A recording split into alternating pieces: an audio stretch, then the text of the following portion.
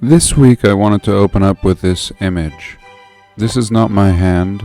I would never let my nails get that long.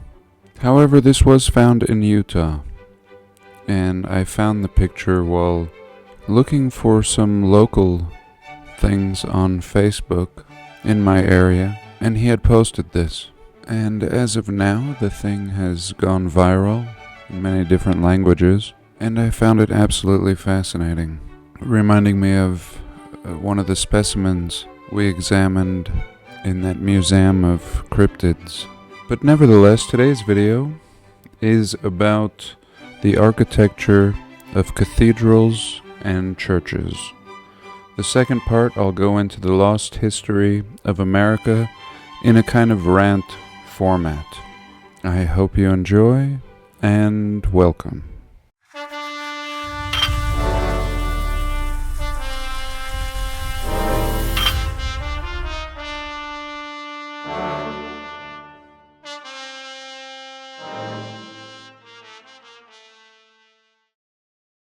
How can I tell an authentic building from a modern pile of junk?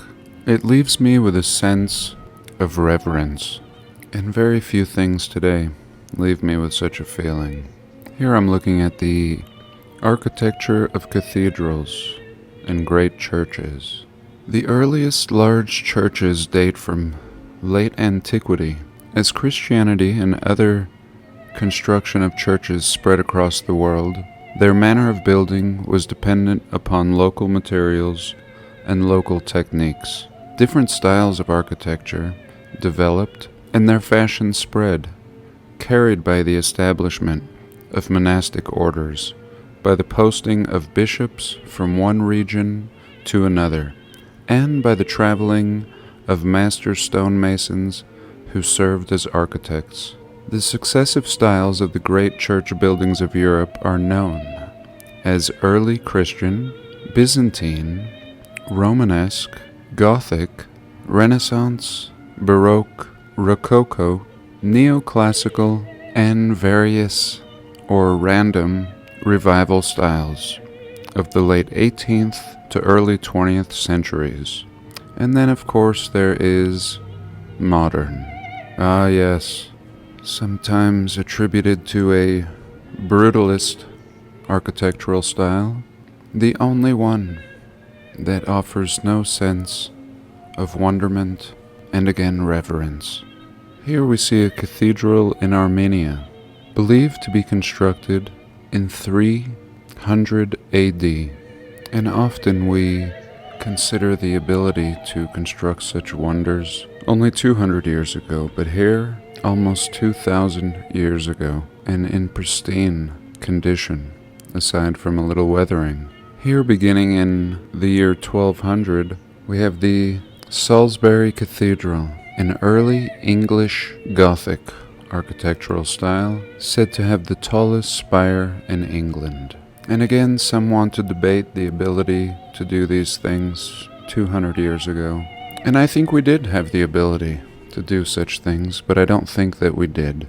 When this weathering and architectural style is the same, clearly of the same hand of the same builder, it's pretty safe to say that our recent inheritors are not the builders. These earliest works are the best proof for this case, and a past civilization.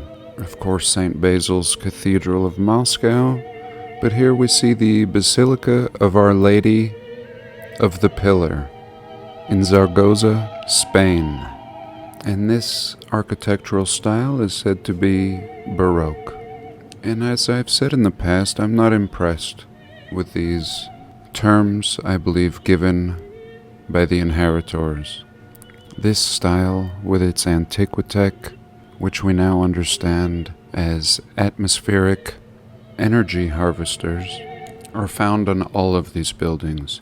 The higher the spire rises, the more availability of this ether, and oftentimes there is more unusable building above the main structure than there is below it. And I've touched on the Sagrada Familia in Barcelona, and this one is a mystery. I have a feeling that Gaudi, the artist attributed to this cathedral, may have just been a facader, and he was either adding to this unfinished cathedral or partially destroyed, and I believe the latter, but nevertheless a wonder that is still unfinished for I don't know how long. And here are these round, rotunda-style churches dating back to the 4th century. Here's one in Bulgaria, and this is just some ruins. And here they've done their best to cover the tops of the ruins, turning this into a little park area, breaking up the windows, and clearly this goes down underground level.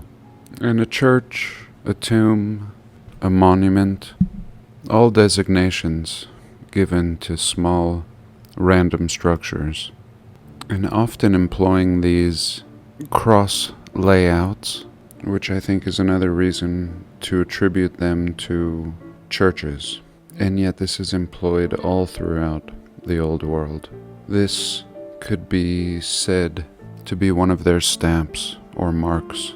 And here we see the Florence Cathedral, said to have the largest dome, and we're told while they were constructing it, they had to figure it out as they went. No dome had ever been built of this magnitude. We're told there was much secrecy with the builder, and again, he'd never built anything like this before, and the narrative is completely ridiculous, and we can even see today it's in ruins. Up here, this portion of the facade is missing, and just absolutely mind-blowing, even to attempt building something like this. If we're to believe the narrative, no such thing had ever been built. He doesn't even know how he's going to do it when he's beginning.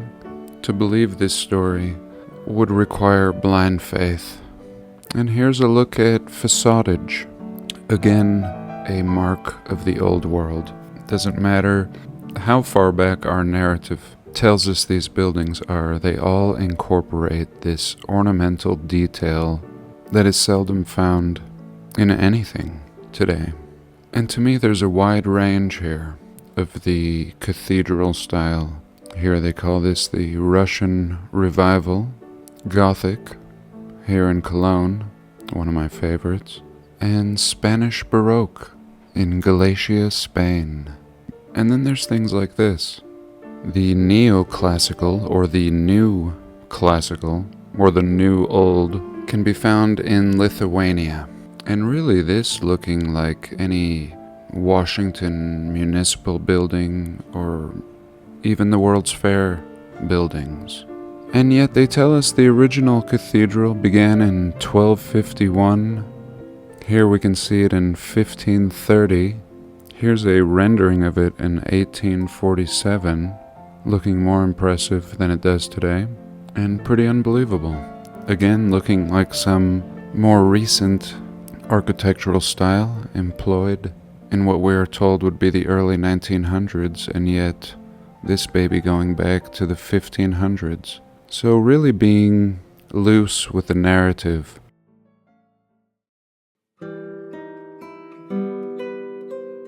And this next part was an experiment. I wanted to see if I could talk to a group of strangers and explain all of this. In the end, I concluded that I could not. But here it is anyway.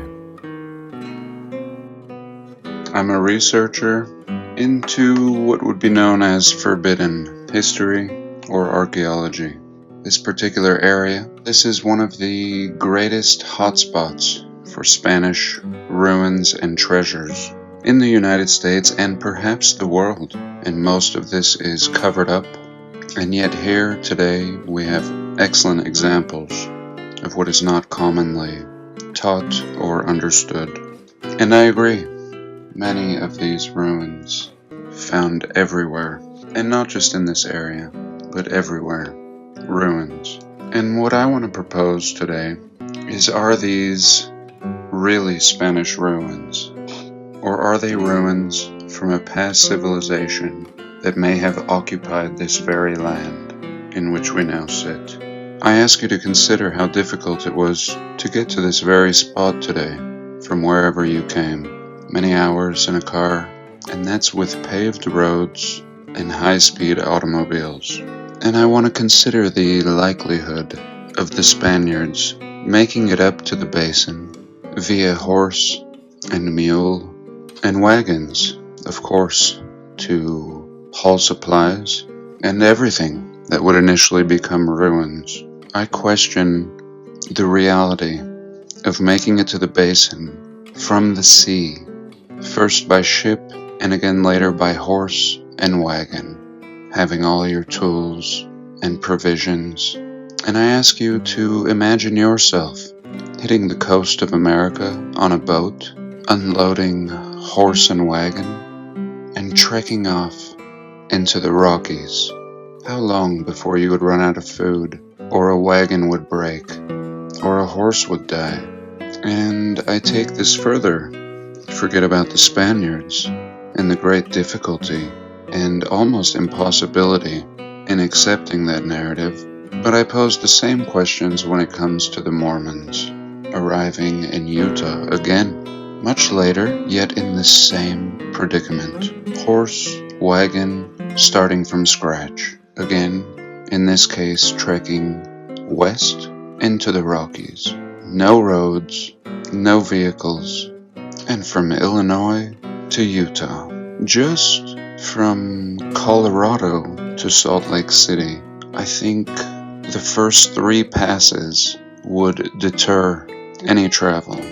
But again, using the Mormons and Salt Lake City as an example, upon arriving to Salt Lake City, within the first 2 years, we see these dozen buildings built of brick, concrete, stone, metals, all within the first 2 years. Again now, forget the impossibility of the travel with no roads, through the Rockies, full of streams and mountain passes. But now what of beginning construction with these same means? Horse, no electricity, no nothing. Starting from scratch, a small party.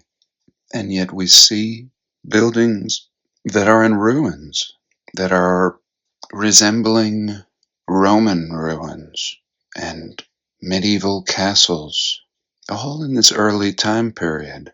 And in one breath, they want to sell a narrative of a early settler building log cabins, including the narrative with Abraham Lincoln, portraying this very simple people, and yet this architecture of the old world America seems to be beyond the abilities or needs of the people of that time.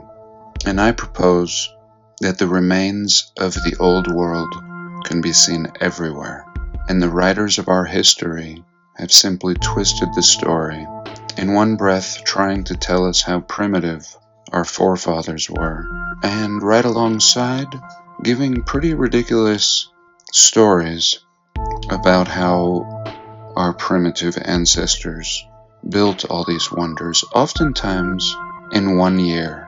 Here, for example, we see the Chateau Frontenac in Canada, Quebec. This was supposed to be a railroad hotel. It was built in 1 year, we are told. Again, with the same primitive means, horse, wagon, ropes, and unbelievable. It would be unbelievable to construct this in 1 year today, let alone without power in a very early time period, as we are told. And so what do I believe happened to this past civilization in which we find ourselves amongst the ruins? All throughout the world, everybody walking about day to day amongst the ruins of a past and forgotten civilization, explained away as built by our primitive ancestors. And for the most part, the masses have bought it all, as if cast under some great spell. And so where did they go? Many would ask, why don't the native people of all the lands speak of this? And the truth is they do. The Navajo and Hopi speak of the Anasazi, the ancient ones, who built cities, and much of it in ruins, even when the natives were occupying most of the lands. And what appears to have happened is a great cataclysm, and the natives are survivors of this cataclysm. Survivors existing all throughout the realm, all different races surviving this cataclysm in small pockets, having to start off from scratch once again. And this cataclysm seems to have happened around the 1300s, and this may have been what we understand as a great flood. Also great earthquakes, tsunamis, plasma events in the sky raining down on the realm. An event that may have caused the Grand Canyon overnight, creating new lakes and equally new deserts where there once was water. But yet we survived. And I think by the 1500s, we begin to see a reshuffling, a restructuring of civilization. And our narrative attributes this to many different things, such as crusades and the Spanish Inquisition, wars of all sorts. And this would continue until our present time. All sorts of events which actually have another agenda, the restructuring of civilization. And it would take us until now, until at least the 1930s, 40s, to get our act together. And we would reuse all the ideas of the old world, but simplify them and dumb them down. Buildings would become perfectly square cubes instead of these elaborate works of architecture that we see in the past. We would now become a civilization of pure function, disregarding form, beauty, and grace. It seems the first buildings we really start building are coined brutalist architecture, lacking any soul, very cold, and purely functional. As if suddenly our humanity is being stripped and we're being conditioned like robots. Even in World War Blank, we see people marching like robots, and people begin to lose any form of leisure and connection to spirit in exchange for a 9 to 5 and not enough time or money. And suddenly the log cabin seems like a luxury in the world that we're living in. And when it comes to these buildings of the old world, well, these are beyond luxury and beyond reason. So that's it. That's my point. I hope that made some sort of sense. And I thank you for joining me. Please like, comment, and subscribe.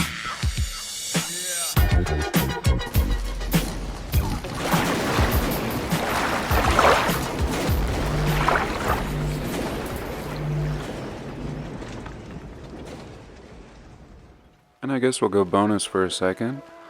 This was something that was shared by James Lafleur of the Impossible channel, and it's a building that has mysteriously either washed up or just appeared on the shore. Very interesting. And here I've recently got some new chickens. I originally got 10 Americana chicks, and I gave 3 to my friend, so now I have 7.